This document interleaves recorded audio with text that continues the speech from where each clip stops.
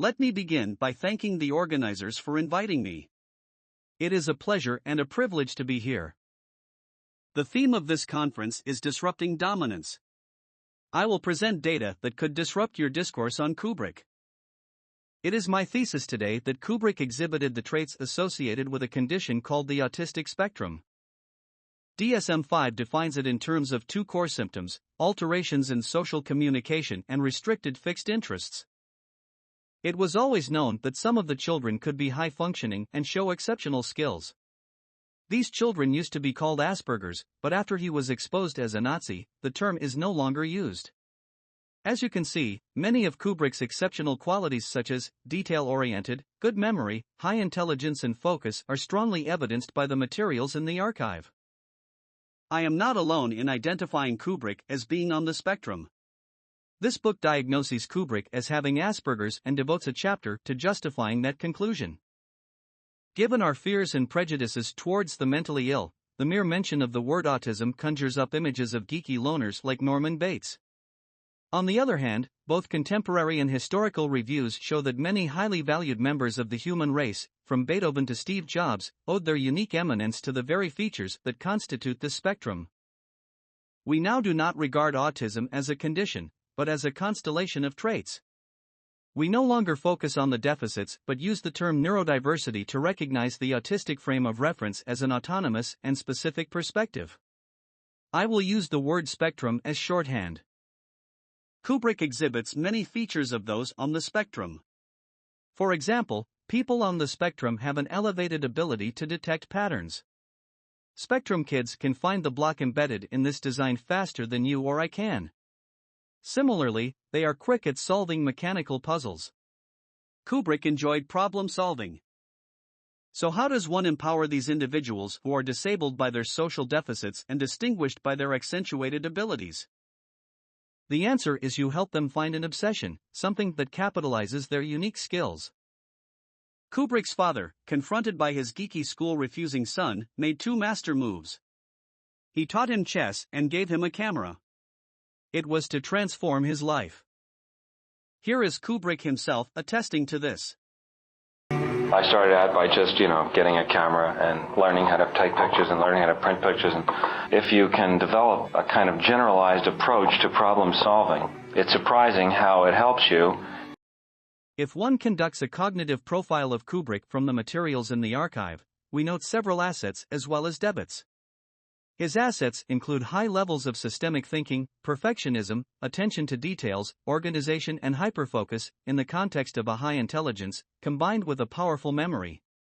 On the debit side, there is evidence of mind blindness, lack of reciprocity and perfectionism, that in time became obsessive checking.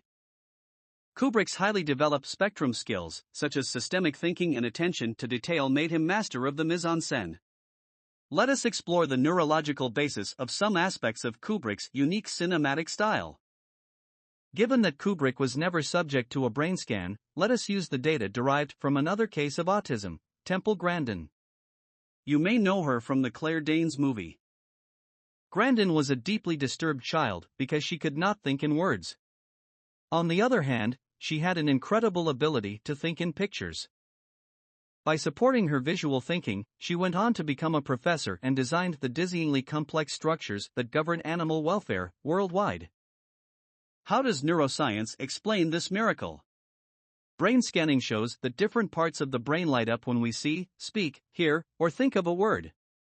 Now, most of you will conceptualize this in terms of semiotics or linguistics.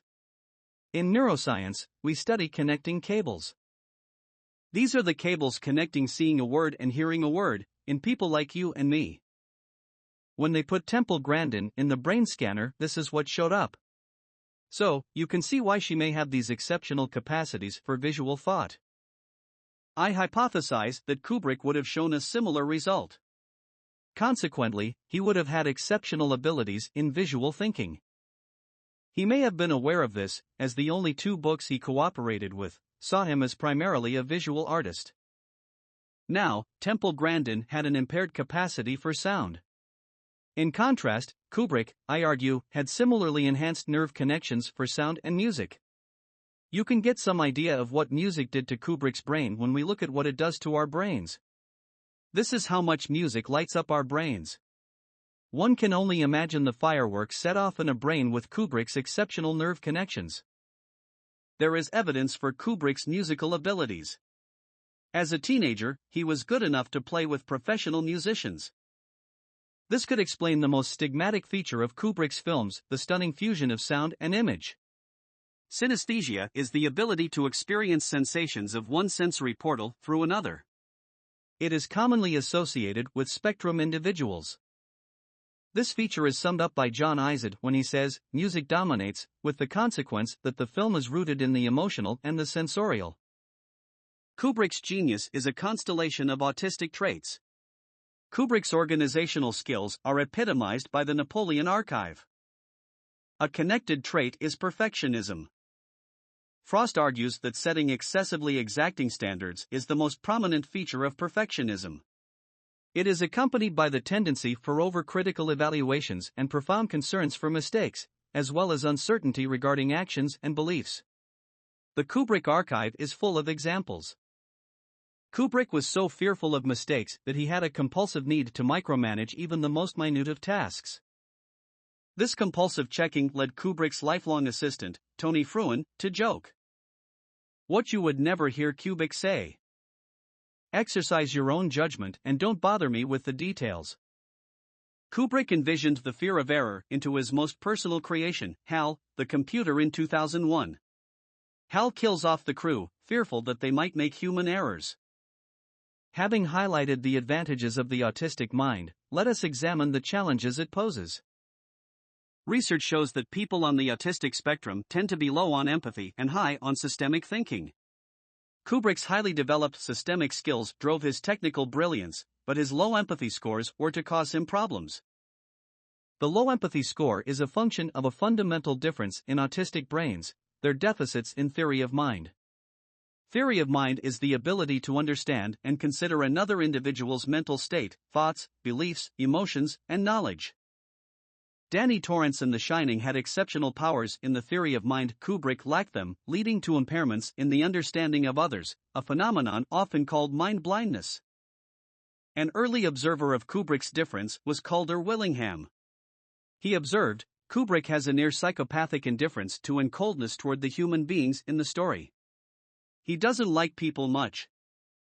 The constructed image of Kubrick is that he was a family-oriented person who loved children. This does not compute with Modine, whose request for a few hours to be with his wife, who was having an emergency cesarean birth alone in a foreign country, was angrily rejected by Kubrick, despite the fact that he was not required on set. Another aspect of mind blindness is the impairment of social reciprocity. The inability to recognize the personal needs of his collaborators and an imperial sense of total ownership is a feature of Kubrick's professional relationships. The toxicity of this trait is reflected in the mental breakdown of award-winning designer, Ken Adam. Adam had been so traumatized by Kubrick's demands that he had to be hospitalized. Yet, the very day he was released from hospital, Kubrick recommenced his bombardment. It precipitated a relapse that resulted in rehospitalization. That gave me such a shock that the next day I was back in the clinic. I mean, now I can laugh about it, but he didn't see it that way at all, you know. He had an incapacity to acknowledge the input of his collaborators, and there are repeated conflicts concerning their contribution. A notable example was the appropriation of credit for special effects from Trumbull and his team. Let us now turn to the human capacity to lie, to make believe, which is the engine of creating fictional narratives. The incapacity to imagine worlds other than one's own is common in autism. Kubrick could not conceive fictional narratives, so he needed a concrete creation out there that he could devour and incorporate as his own in repeated rewrites. This may explain why all of his films were adaptations. Kubrick's systemic skills enabled him to excel in the technology of film, but when it came to conceptualizing and filming the mind and motives of the characters for shooting a scene, his mind blindness blindsided him. Malcolm McDowell observes it bluntly: "There's this myth going around that Stanley is in complete control, which is not true because Stanley never knows where to put the camera, he barely knows what scene we're shooting." Modine echoes the observation that Kubrick did not know what he was doing. So, the paradox of our discourse could be that the world's greatest film director gave no direction. Unsure on how to proceed, Kubrick turned to others for ideas and suggestions which he eagerly absorbed and adopted. Kubrick demanded his actors to assume the persona of their character and realize their roles. They make their roles themselves, not the opposite way around. He doesn't want to explain to an actor what he's looking for. He's already cast you. And anything you bring is good enough for him. Incognizant of what he wanted, Kubrick, with the help of suggestions, shot every permutation of a given scene. Here is Kidman attesting to the process. Yeah, and he would allow us to do it differently. He encouraged us to, some directors like you to play this scene exactly the same. Stanley liked to be surprised. He would like it if on one take you do it one way and then on take 4 it is completely different. One time you're crying, the next time you're laughing. The question arises, how did Kubrick work his magic? My answer is that it was in the editing. Kubrick's unique brain could pick a pattern in a mass of permutations. Nicole Kidman, who spent an extraordinary amount of time in discussions with Kubrick, confirms the hypothesis. It wasn't about, well, this is the right way to do it and this is the wrong way to do it. It was about exploring all facets of it so that then he could go into the editing room and edit it. I would like to end by focusing on the central mystery of Stanley Kubrick.